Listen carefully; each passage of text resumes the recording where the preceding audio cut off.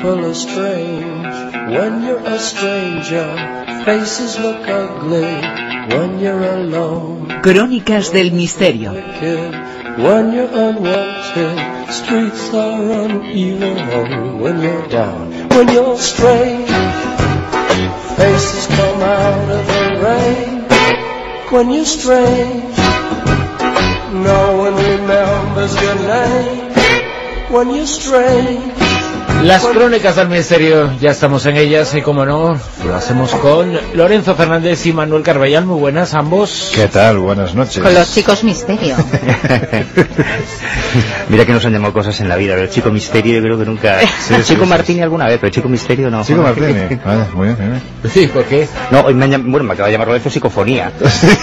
Que eso tampoco me lo habían llamado nunca. No, yo someto directamente al criterio de nuestra audiencia que por favor escuchen una psicofonía que dice algo así como no hay nadie, es decir, que lo busquen en el oráculo, en Google, no hay nadie, y que escuchen y que interpreten si verdaderamente esa voz se parece a la de Manuel Carballal o no. Sí, bueno, no es la primera vez que me dicen que mi voz se parece a muchas cosas. A muchas cosas, ¿no? Sí, pero bueno, hombre, no es la primera vez que me llaman fantasma, pero no psicofónicamente. Y ahora vamos a introducir el tema que la cosa tiene miga. Todo parte del hecho de que nos planteáramos hablar sobre este asunto, que es un asunto amplísimo y que salen muchísimos otros temas, pero hoy vamos a dar una visión general. Pero todo parte de una investigación científica y publicada como tal en una revista científica de una investigadora muy conocida de nosotros, trabaja en Galicia, aunque ella es portuguesa, Anabela Cardoso. Un estudio, una publicación científica que habla de posibles contactos con el más allá usando la tecnología. Nada más y nada menos, pero insistimos, está en una revista científica. ¿Y qué dice este estudio, Manuel? Pues este estudio dice cantidad de cosas y además me da una satisfacción poder ya por fin hablar de este tema, porque hace años que digamos que había un sutil velo de discreción en esta historia por miedo a los de siempre, a esa panda de fanáticos talibanes de la pseudociencia que odian de forma terrible estos temas y que son capaces de boicotear cualquier iniciativa universitaria. Pues esta historia en realidad empieza en verano del 97. A mí me llama unas personas, yo ya había conocido a Anabela antes. Ella toma contacto con otra mujer que también había perdido a un ser querido recientemente y en principio a mí me llaman para que le recomendase un medium auténtico, ¿no? Que querían un medium auténtico para volver a contactar con esa, en el caso de esta otra mujer era un hijo que había fallecido. Claro, eso es una situación muy incómoda. ¿Cómo vas a garantizar tú un medium que les dé resultados? Pues no puedes. Y estas personas se creó un pequeño grupo, comenzaron a documentarse en todo lo relacionado con la transcomunicación, la psicofonía, las psicoimágenes, contactaron con François Brun. Entonces vuelven a contactar conmigo para decirme que están dispuestos a crear un laboratorio. Más era gente, bueno, de una situación económica acomodada, tanto Anabela como esta otra mujer, y que están dispuestos a invertir el dinero que haga falta para crear un laboratorio lo más sofisticado posible en ese momento, estamos hablando del año 97, para investigar la TCI, la transcomunicación. Y buscaban un técnico que pudiese construir con conocimientos de electrónica para construir los aparatos, los receptores, digamos. Yo les puse en contacto con Carlos Fernández, que para mí es el mejor investigador que hay en esta materia en España, un auténtico fuera de serie, no solo por su capacidad como investigador, sino porque él, buena parte de su formación profesional viene de la electricidad, de la electrónica, o sea que estaba familiarizado con la tecnología. Y a partir de ahí se crea un grupo de investigación total, no voy a decir clandestino, pero extremadamente discreto, que viaja por toda Europa, que viaja a Lyon, contacta con el grupo de Luxemburgo, con los primeros nombres de la TCI en todo el mundo. Terminan consiguiendo una beca de investigación de la Society for Psychical Research, de la SPR, y durante 2 años, en un laboratorio de la Universidad de Vigo, realizan una investigación replicando los experimentos que había hecho en su día Konstantin Raudive en los años 50 y publicando ahora, por fin ya se puede decir, lo que han estado haciendo ahí, utilizando jaulas de Faraday, cámaras anecoicas, distintos sistemas de grabación, siempre supervisados por técnicos especialistas, además algunos de renombre internacional, con un equipo multidisciplinar, con investigadores de varios países, bueno, algo que yo creo que jamás se había hecho en la historia de la parapsicología española. Cuando hablamos de este tipo de técnicas, hay un término que que lo engloba, pero en cierto modo cuando hablamos de psicofonías también hablamos de eso. Hubo una época en la que se hablaba mucho de psicoimágenes. Finalmente ha habido un término que se ha utilizado para este tipo de investigaciones, que es la transcomunicación instrumental, la TCI. Sí, siempre que se habla de la historia de la TCI se empieza la historia por la mitad. Se empieza hablando de Friedrich Jungerson, de sus grabaciones, de los cantos y de los mirlos y demás. Pero en realidad la historia es mucho más antigua. La primera grabación de una supuesta voz paranormal data de 1901. Imaginaros. Se trata de un antropólogo norteamericano, Valdemar Bogras, que haciendo investigaciones sobre los chamanes en Siberia, sí.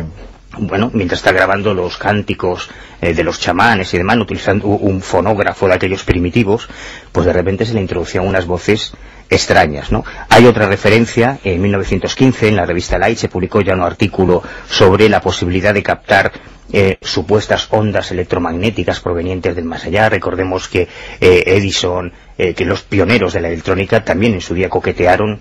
Estamos hablando de principios del siglo XX, cuando el espiritismo era un fenómeno social creciente en Europa y en los Estados Unidos. Y cuando además estas técnicas eran absolutamente novedosas. Es que pensemos que por aquel entonces, como bien dices, el espiritismo estaba en auge, había pasado ya a Europa, las clases burguesas de una forma u otra lo habían tomado como un juego, era divertido contactar supuestamente con aquellos que ya se habían marchado.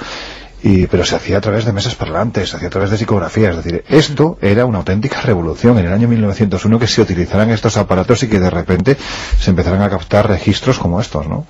Hay otro referente histórico anterior a Raudive fascinante, que son los trabajos, estamos hablando de 1952, de dos sacerdotes católicos, del padre Gemelli y el padre Peregrino Ormetti, que luego tendrá mucho protagonismo también en un quiebro en la historia de la transcomunicación, que es la historia del cronovisor, ¿no? De lo que también podemos hablar. O sea que hay muchos precedentes antes de Raudive, y varios de ellos, por ejemplo el caso de los que estudian los insectos entomólogos, ¿no? Un entomólogo y médico inglés, Thomas New, y también casi al mismo tiempo un alemán, Karl Hittmann, que también habían captado de forma espontánea voces humanas extrañas cuando estaban haciendo documentales o grabaciones de la naturaleza, ¿no? Estamos hablando antes de Raudive.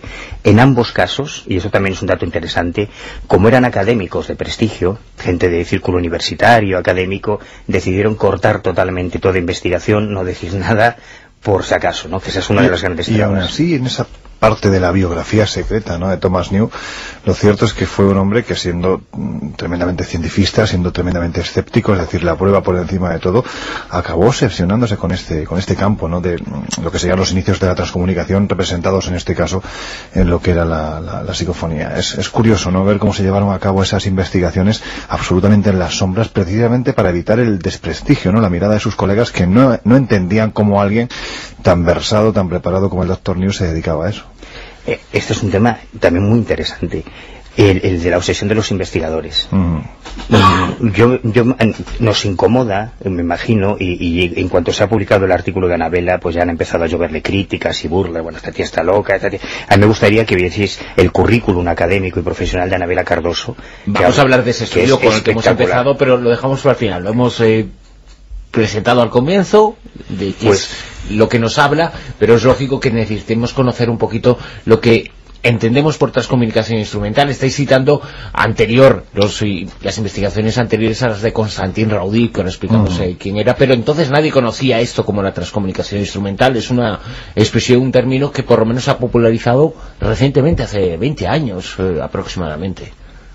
Sí, pero me gustaría resaltar lo que ha dicho Lorenzo de la obsesión del investigador, porque la TCI empieza precisamente por investigadores obsesionados por las psicofonías, casi todos los que luego empezaron a utilizar... Y con la muerte, por supuesto, algún familiar cercano. El sistema de las voces directas, la psicoimagen, el ordenador, las llamadas telefónicas, porque cualquier aparato tecnológico se ha utilizado en la TCI.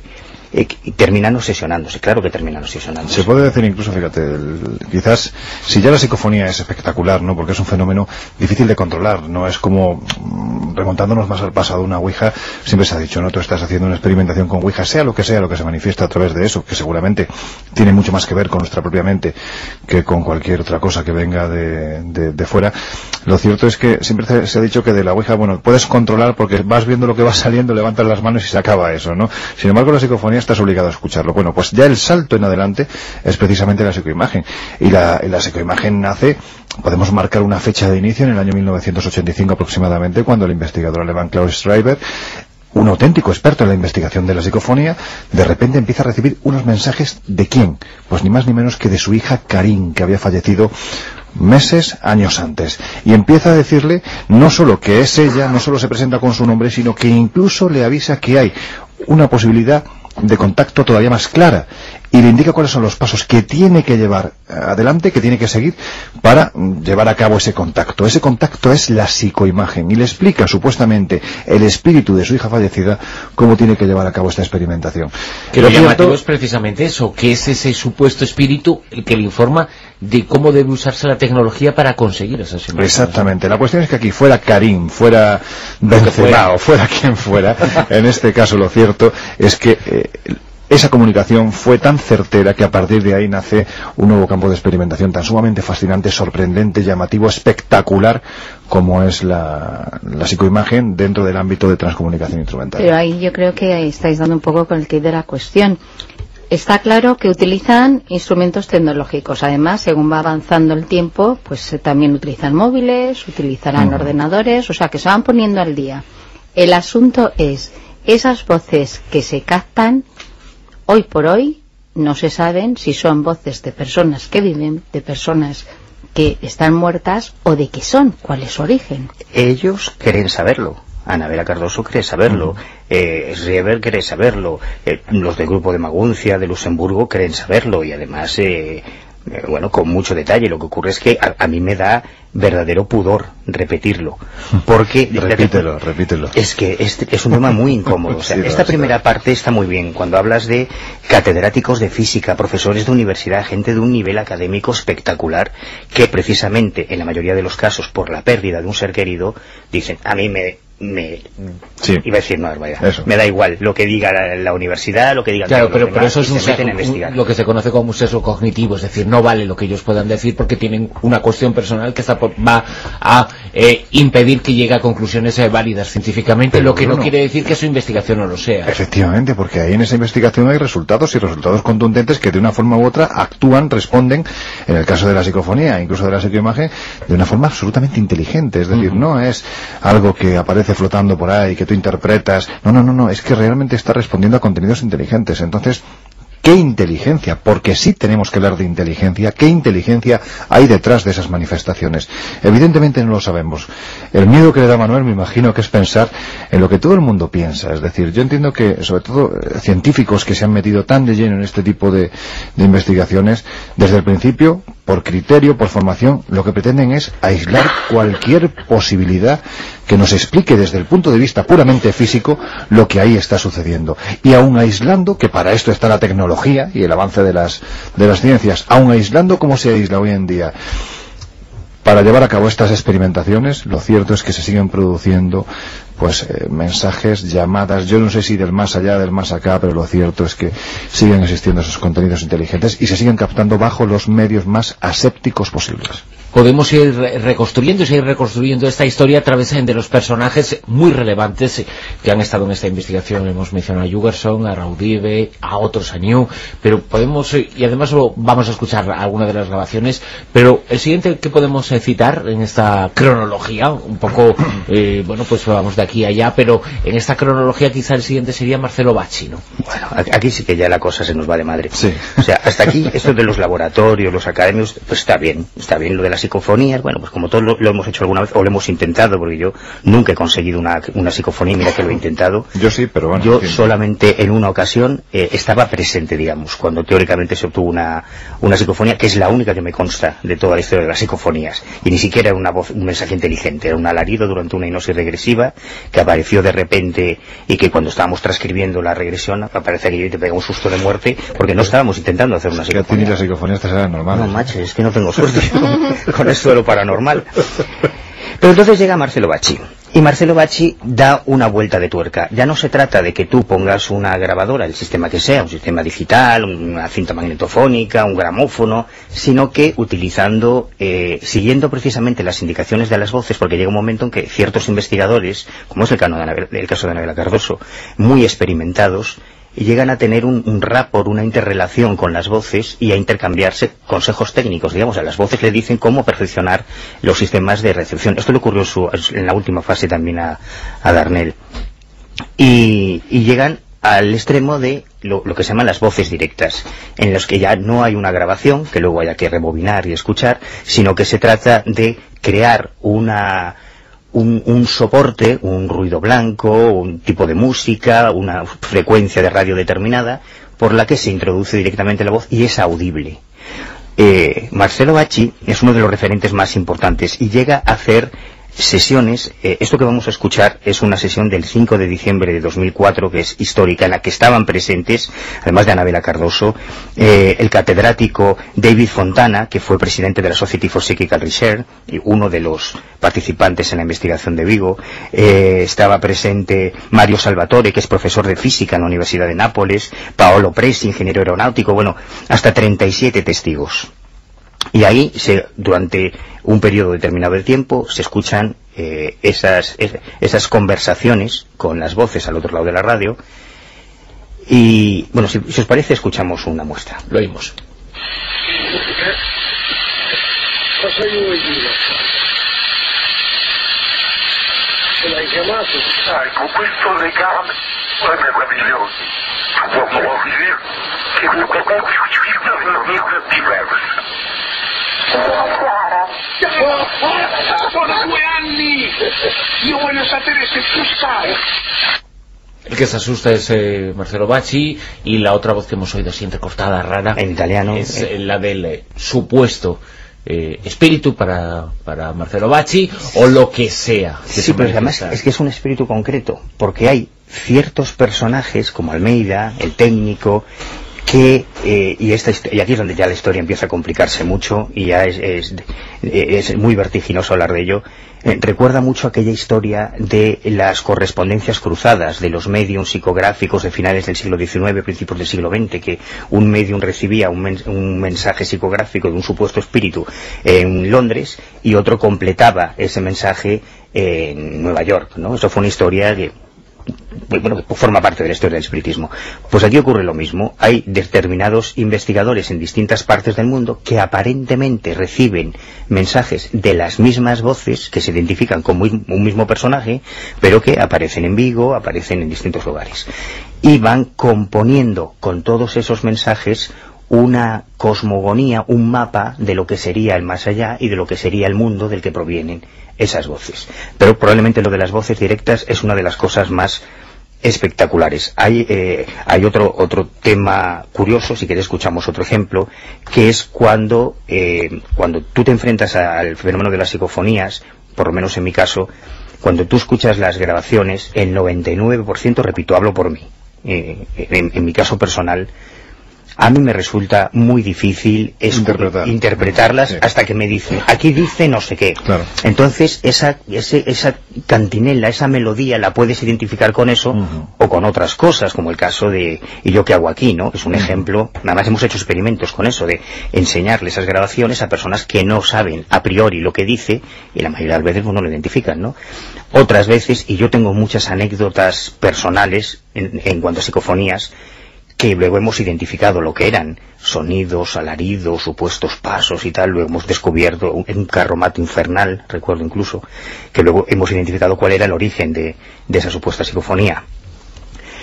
O ondas de radio perdidas, que eso ocurrió también mucho con las psicoimágenes. Luego se descubrió que eran a veces emisiones de televisión, de películas antiguas, pues que habían entrado en un aparato electrónico, y el experimentador, con muy buena intención probablemente, las había identificado como imágenes del más allá o voces del más allá.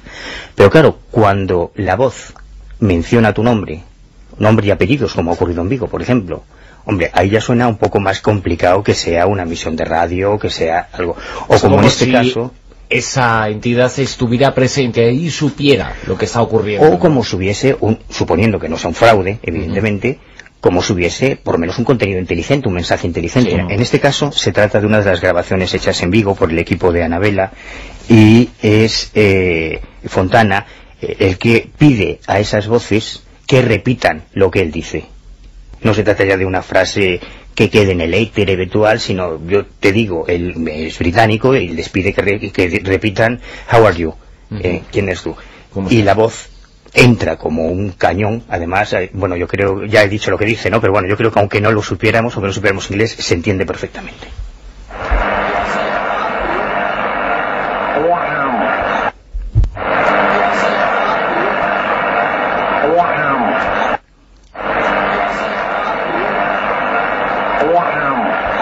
Joder, pues desde luego fine, ¿no?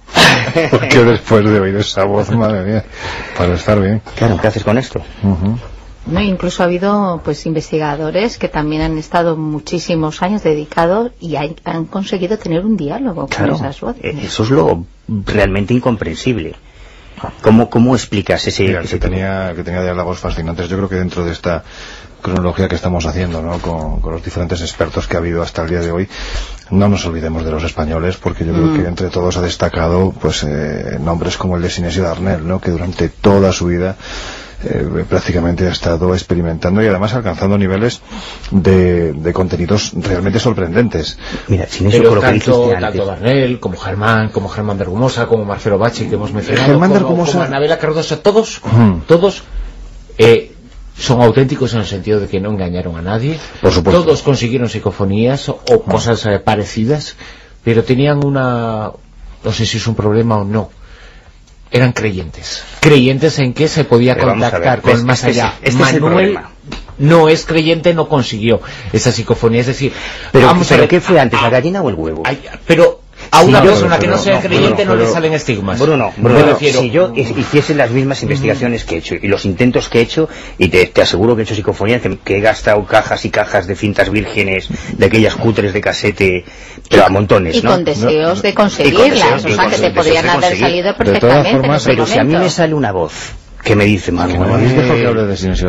si yo quería ir a lo de Darnell, porque Darnell era microbiólogo, era un tío con una formación científica que tenía, efectivamente. Yo he estado muchas veces en su casa y durante muchos años he visto un poco su evolución, y al principio Darnell se enfrentaba al tema o pretendía enfrentarse al tema con mucha sexia científica, académica, distanciamiento, hasta que empezó a obtener resultados. Claro. Entonces, ¿cómo no te vas a implicar emocionalmente? Si además Darnell, Argumosa hacía mucho trabajo de campo, pero Darnell tenía un laboratorio al final del pasillo a la izquierda, en su propia casa, tenía todos sus cachifaches, y aquello pasaba en su casa. Y cuando esas voces se dirigían a él y le hablaban, hombre, pues yo no sé, como no tuviese un vecino radioaficionado que estuviese haciéndole ¿qué podría ser? Pero él ya ponía los medios para que no se colara ningún tipo de onda. Aparte de todo, es que yo creo que independientemente de las creencias de cada uno, que te acabes implicando más o menos dependiendo de los fenómenos que vayas captando, cuando te dedicas día y noche a investigar este campo, evidentemente empiezas a recibir resultados. Es lógico, si no te dedicas, pues no recibirás nada. Pero lo cierto es que, sin eso, independientemente de sus creencias, que no sé cuáles eran, lo cierto es que inventó métodos nuevos, muy novedosos. Por ejemplo, él decía que dependiendo de la luz que tú pusieras en el lugar donde estabas experimentando, la tonalidad de las voces era absolutamente antagónica. Es decir, si tú utilizabas, por ejemplo, una luz roja, potente, casi infrarroja, en ese instante lo que te salían a través de, por ejemplo, experimentaciones como la transradio, eran voces grotescas, voces desagradables, muy rudas, ¿no? Que parecían increpar al investigador. Si utilizabas otro tipo de tonalidad más cálida, pues lo que te salían eran voces femeninas, mucho más agradables, ¿no? Que las anteriores. Es decir, y esto es investigación. Esto ya no es una cuestión de creencia, es que sale porque este señor en un momento determinado ha dicho, bueno, yo voy a ver esto, ¿qué pasa si coloco esta luz, una, otra? Es decir, eso es investigación, y con esa investigación se dan resultados. Y esos resultados los obtuvo, pues eso, yo creo que un hombre al que tenemos que rendirle un merecido homenaje, como fue Sinesio Darnell, ¿no? Sí, aunque solo fuera por su santa paciencia, por ejemplo. Y yo creo que tenemos alguna grabación. Sí, tenemos más. De Darnell. Mira, escuchando a Lorenzo, estoy recordando en una entrevista que le acaban de publicar a Anabela Cardoso, le preguntan, ¿qué haría usted, qué recomendaciones haría usted a las personas interesadas en contactar, en practicar la TCI? Y Anabela dice, repite las mismas palabras que Friedrich Jungerson le respondió en otra entrevista en 1935 al entrevistador. Decía que primero hay que tener gran dedicación para este trabajo. Y hay 4 requisitos básicos. Primero, usted debe tener tiempo, un montón de tiempo para dedicarse a la experimentación. En segundo lugar, debe tener paciencia, una cantidad increíble de paciencia. En tercer lugar, debe tener dinero para montar el equipo, desechar lo que no funciona, comprar más, reemplazarlo para la parte técnica, que no es barata.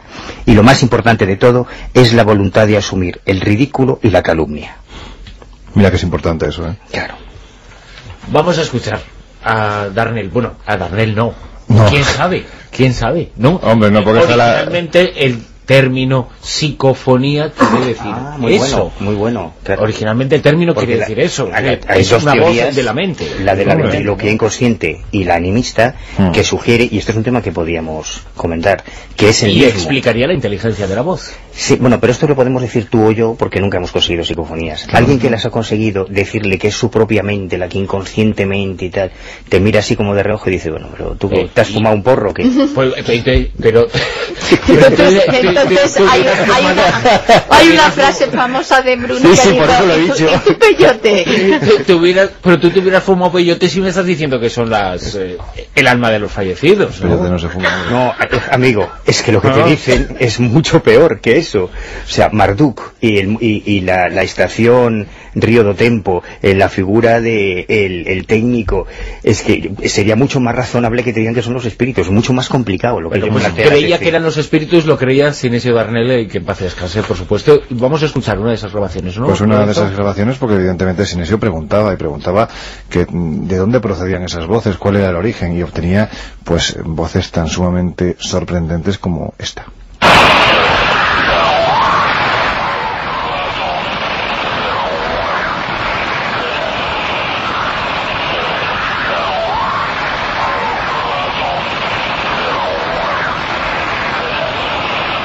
¿Qué nos decía esta voz, Lorenzo? Que nos decía, según interpretó Sinesio, y que también, pues una vez que, como decía Manuel, ¿no?, una vez que te dan el contenido es mucho más fácil de escuchar, ¿no? Pero dice algo así como, estamos al otro lado de la muerte. Pues vamos a volver a escucharlo y seguramente oiremos eso que no hemos oído antes.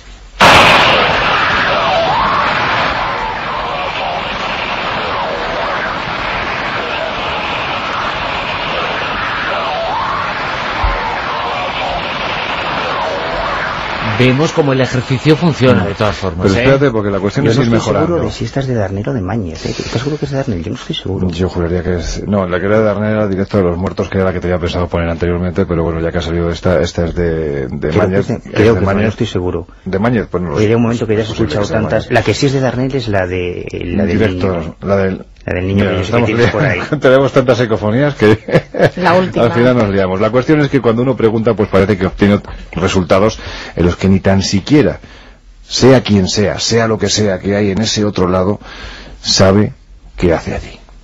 En definitiva, parece que todo se asocia a lo sobrenatural, ¿no? Es como si verdaderamente el interés del contacto, el interés de esa búsqueda, ¿no? El interés, pues, por lograr lo que yo creo, desde mi punto de vista, que nadie ha logrado todavía, está muy presente en el supuesto origen, según los expertos de las psicofonías. De todas formas, estas voces, cuando son de adultos, te impresionan, pero bueno, no es tan fuerte. Pero cuando ya oyes voces como más infantiles y con unos mensajes un poco complicados, es cuando te llega y te da un palpito al corazón, que dices que qué es lo que hay, que parece que están ahí como perdidos, ¿no?, en algunas zonas. Y yo creo que tenemos una que nos puede dejar ahí con los pelos como escarpias. Que es de Darnell, además, ¿no? Es de Sinesio, sí. La verdad es que es una psicofonía bastante llamativa por la voz profunda. No digas lo que se oye, lo decimos después. Y que Venga, la ponemos una vez, ello. porque con esta hay mucha discusión. Venga, vamos a ello.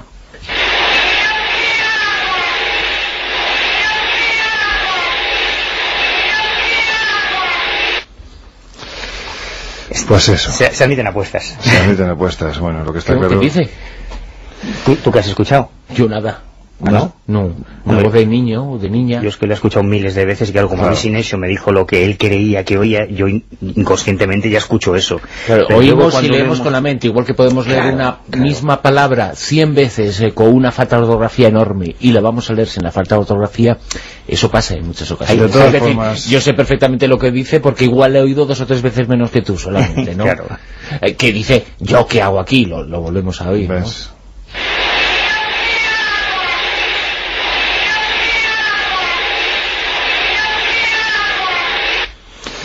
A mí me resulta clarísima. Es decir, yo creo que no es necesario interpretar qué es lo que surge de esta voz, porque verdaderamente es muy llamativo, ¿no? Y sobre todo pensar que detrás de esto hay una pregunta. ¿De dónde proceden estas voces? ¿Cuál es el origen? Y de repente sale una voz que ni tan siquiera ella misma lo sabe. Dice, ¿y yo qué hago aquí? Claro.